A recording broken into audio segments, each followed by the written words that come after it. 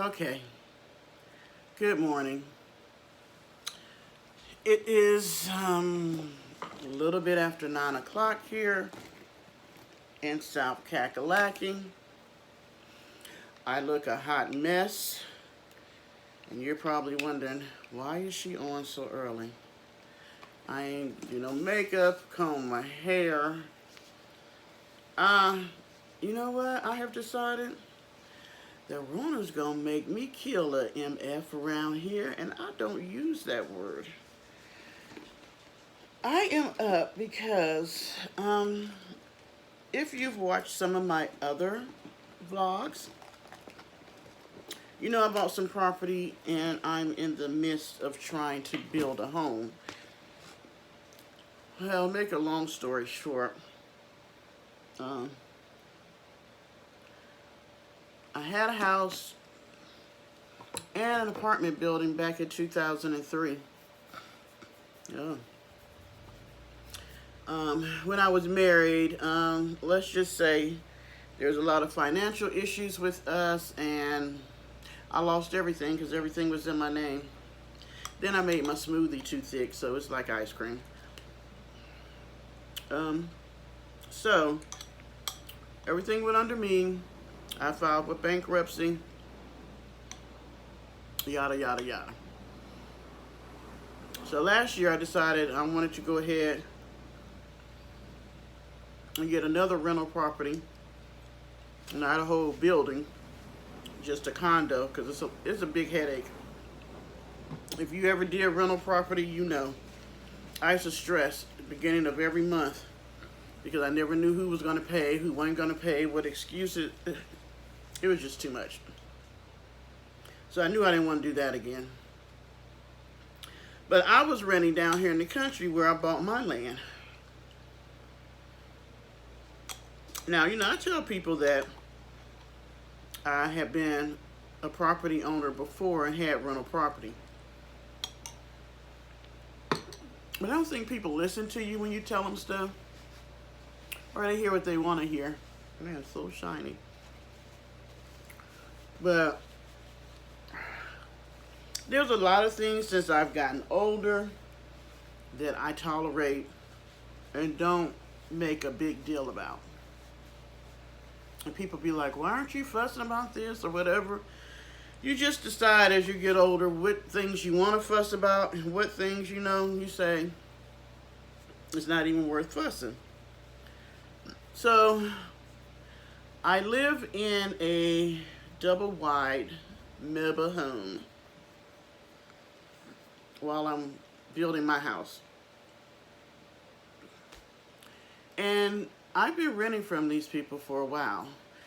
So when I moved over here, there's a garage next to it, and the deal was I'm going to get everything out of the garage so you can park your car and use it as storage.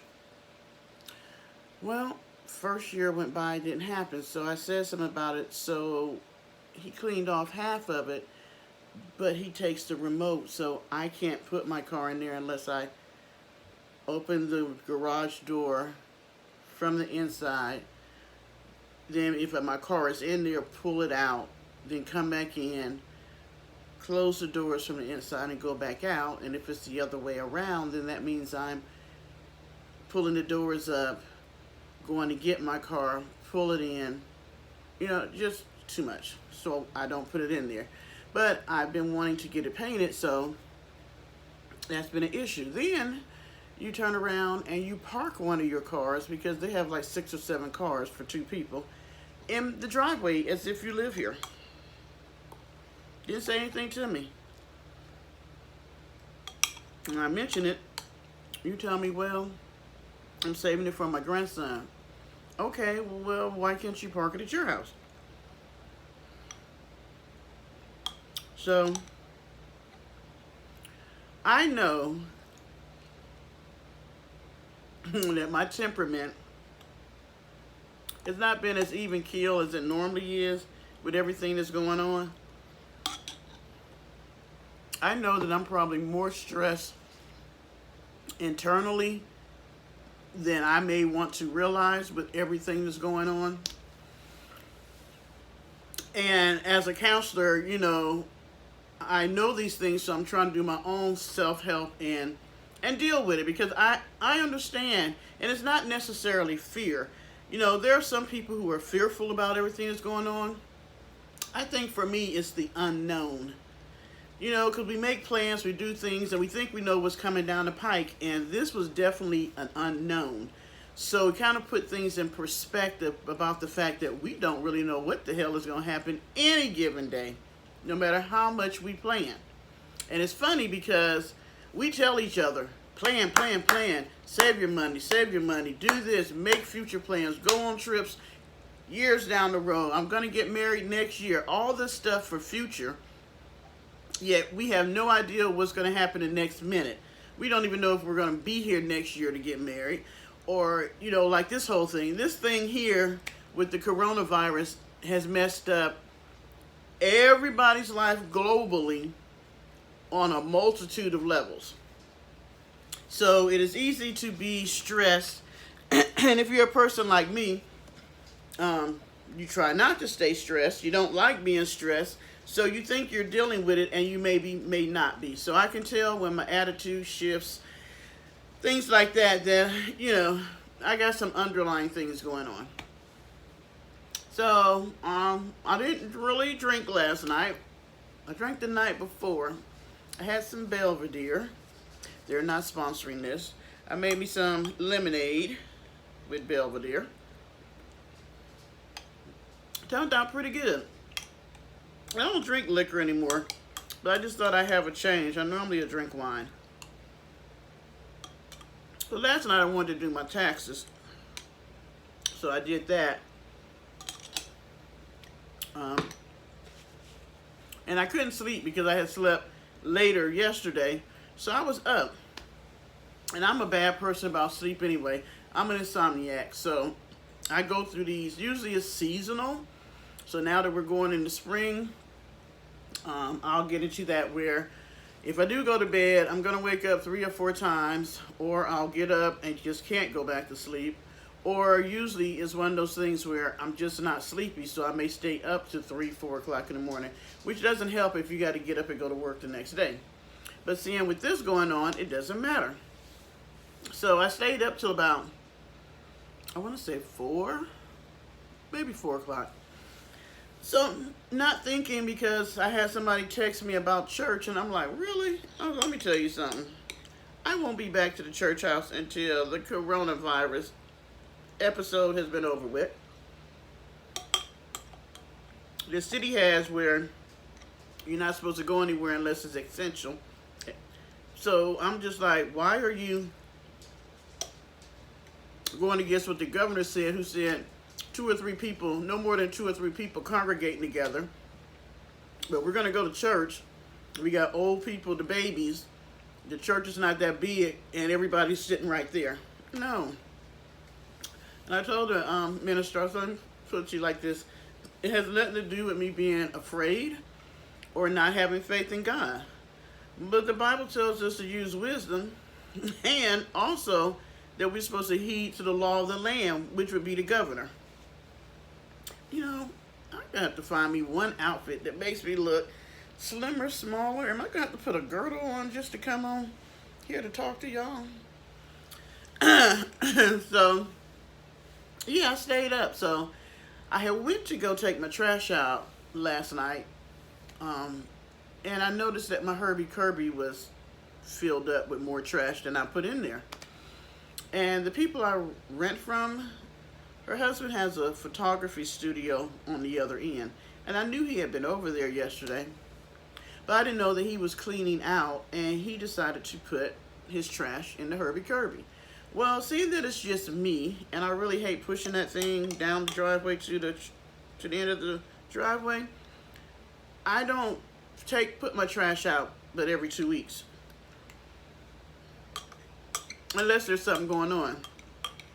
I should have put it out this past week,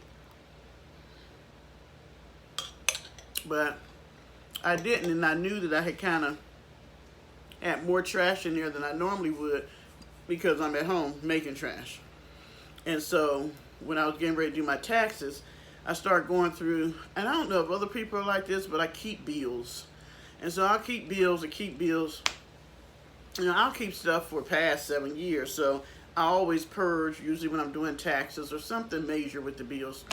So, and I had a lot of magazines that I wasn't going to read. And one of the places I order from always sends you free magazines. And I'm just like, they just pile up. I might look at the cover, breeze through it, and then I'm done with it. So I was throwing those out. So I just had a lot of extra trash. So when I went to take my trash out, I'm like, okay, it's full, pretty much. Because I had trash from the week before.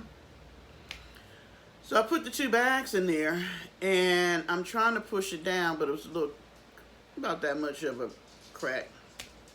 And I know that my neighbor who has cats next door, if I don't close my trash can, then they're inevitably going to get in there looking for food to eat. So I just wanted to get out the house for a minute, so I took a little drive. Came back. Of course, what was happening? Cat from next door was on top of the other Herbie Kirby that's for recyclables. So now here I'm out there trying to shove this all down so the cats won't strew trash all over the yard. So I'm mad now because my thing is this. How you going to come over here and fill up my Herbie Kirby and I got to push that damn thing all the way down the driveway? And as if it didn't matter, as if I don't have trash. I don't make trash. It's just sitting there for you to come over, put all your trash in, and, you know, what the hell am I going to do with mine? So I was upset, and I knew, I was like, oh, man, you kind of on edge today because you just really taking this to a whole nother level. And I was going to say something last night, but my inner Deborah said, no, don't say anything because you're going to say the wrong thing, and it won't be nice. Okay? Well, like I said, I went to bed late. So all of a sudden, it's like Parker is losing his freaking mind. He is barking, running from the windows, going to the living room, back to the bedroom. I'm just like, will you please stop? And now he'll do that if somebody's like in front of the house. But like I said, I was asleep, so I didn't hear anybody drive up. Next thing I know, I hear the doorbell. And I'm thinking, it's 8 o'clock.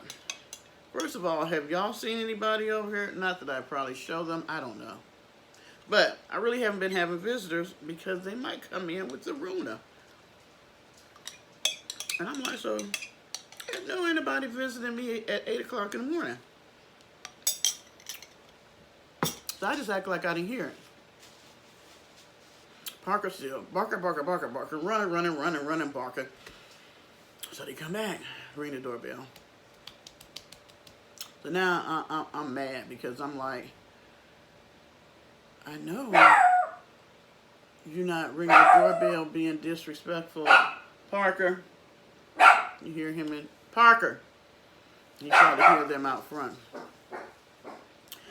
So, third time I was like, okay, what the hell? Let me just get, I didn't say, I said another word, but I was like, let me just get up, see what's going on. So I go to the door, and it's the landlord, the husband, and he's like, well, sorry for waking you up, but we're gonna pressure wash the outside, and we're gonna weed eat around here so it can look nicer. And when you get up, can you move your car? Well, what the hell? Damn it, I guess I gotta move my car now because you talking about you out here doing this shit. Which then means that my car gets grass and shit all over it. So I'm pissed now because you done woke me up, broken my sleep. So I go ahead, move the car, just park it in the middle of the yard. But I went ahead and I texted his wife because I was just like, you know what? This is too much. Because first of all, like I told her, I have rental property. And I never would have made a point of coming to do something to the property without letting the tenant know ahead of time. That's just disrespectful and not courteous. And like I told her, I pay y'all on time all the time. And I pay you well. So, you mean to tell me when he was over here yesterday, he couldn't have given me a heads up? And she's like, well, the gentleman that's going to do the pressure washing didn't call him till this morning. Parker! Till this morning, but my thing is this. You knew you had it on your list of things to do, so you could have said, not sure exactly when we're going to be over here, but I do have, a plan in this week to come over and pressure wash and weed eat. Then I would have had some type of ideal that this is going to be happening. Correct? Am I wrong? Am I being selfish about this? And I was like, now, I don't complain. I was like, I don't. I was like, but, and then I mentioned about the car and the garage and all that stuff. I'm like, I'm getting the feeling that you all don't really want to rent this place. And if that's the case, then just let me know, because I can find someplace else to rent till my house get finished. I was saying to myself, dang it, I shouldn't have rent out my condo, because I could just go move in that, which would have saved me a hell of a lot of money. I just didn't feel like, it was just lazy on my part. I just didn't feel like moving back into the city with all this stuff, then move back down here. But if I had known all this was going to happen, then I probably should have. So, yeah. So hence, I was up. Then I had gotten a phone call from a friend, and I'm like, why are you calling me this early? Well, you have sent me a text at 6. Well, that's because you're up. Because you work those type of hours, and it was a text. You probably won't hear a text. I don't call you at 6 in the morning. I'm like, what do you want? And they wanted my advice on getting a car that personally I don't think you need to spend the money on, but that's neither here nor there. I'm just like, why? And I was like, you know what? You're not being a very happy camper today. So I was like, well, since I'm up, let me make me a smoothie.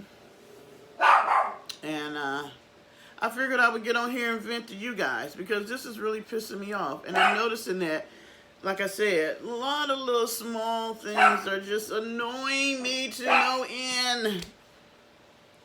And like I told her, I was like, I might be a little bit more upset than I normally would be because of everything's going on. And I'm feeling internally stressed. But still, people just have to learn to be courteous and give each other respect.